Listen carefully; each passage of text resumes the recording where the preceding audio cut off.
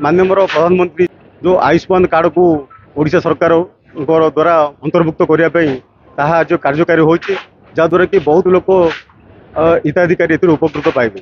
ब्राह्मणीसाही, सहर, पित्तल और नरेंद्रपुर ये 4 गोटी पंचायतर हिताधिकारी आज पित्तल पंचायत हिंजिकाटू निर्वाचन मंडली पित्तल पंचायत ठारे अनुष्ठित होता।